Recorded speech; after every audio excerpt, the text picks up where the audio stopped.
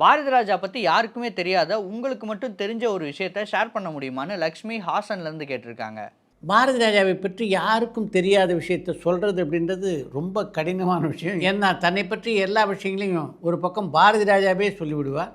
அதுக்கப்புறம் பார்த்தீங்கன்னா பாரதி ராஜாவை சுற்றி அவருடைய உதவியாளர்கள், அவருடன் நடித்த கலைஞர்கள் அப்படின்னு 100க்கும் மேற்பட்டவர்கள் இருக்காங்க. அவங்க பல ஊடகங்களில் பாரதி ராஜாவை பற்றி பல தகவல்களை சொல்லியிருக்கிறார்கள். நம்முடைய டூரிங் டாக்கீஸில் பார்த்தீங்கன்னா குறைந்தது 20லேருந்து 25 வீடியோக்கள் பாரதி ராஜாவை பற்றி இருக்கும். இதையெல்லாம் தாண்டி பாரதி ராஜாவுக்கு தெரியாத ஒரு விஷயத்தை சொல்கிறது அப்படின்றது அவ்வளவு எளிதாக என்ன. தன்னுடைய சக கலைஞர்களை ஜெய்சங்கர் எந்த அளவுக்கு மதித்தார் என்பதற்கு உதாரணமாக ஒரு சம்பவத்தை இன்றைக்கு உங்களோடு நான் இந்த நிகழ்ச்சியிலே பகிர்ந்து கொண்டிருக்கிறேன். ஒரு திரைப்பட விழாவிலே கலந்து கொள்வதற்காக ஜெய்சங்கர் சென்றிருந்தார். அந்த விழாவிலே அவரால் அறிமுகப்படுத்தப்பட்ட ஒரு நடிகையும் கலந்து கொண்டார். அந்த நடிகை ஜெய்சங்கருக்கு பக்கத்திலே மேடையில் அமர்ந்திருக்கும் போது தன்னுடைய கால் மேல் கால் போட்டு அமர்ந்து கொண்டிருந்தார். அதை ஜெய்சங்கருடைய ரசிகர்களால் ஏற்றுக்கொள்ள முடியவில்லை.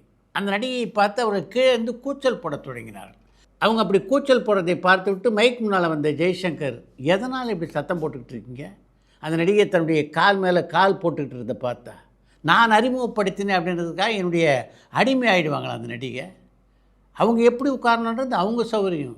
அதை கேட்குறதுக்கு நமக்கு என்ன உரிமை இருக்குது? அதனால் இதெல்லாம் பொருட்படுத்தாமல் அமைதியாக உட்காந்து விழாவை ரசிங்க அப்படின்னு அவங்கக்கிட்ட சொல்லிட்டு போய் உட்கார்ந்தார் ஜெய்சங்கர். அப்படி தன்னுடைய ரசிகர்களை எல்லாம் கண்டித்ததற்கு பின்னாலே தன்னுடைய கால் மேலே போட்டிருந்த கால் அந்த நடிகை எடுத்து விட்டார் என்பது வேறு விஷயம். தானே அறிமுகப்படுத்திய நடிகையாக இருந்தாலும் தன் கூட நடித்த நடிகளை எந்த அளவுக்கு ஜெய்சங்கர் மதித்தார் என்பதற்கு இந்த சம்பவம் ஒரு உதாரணம்.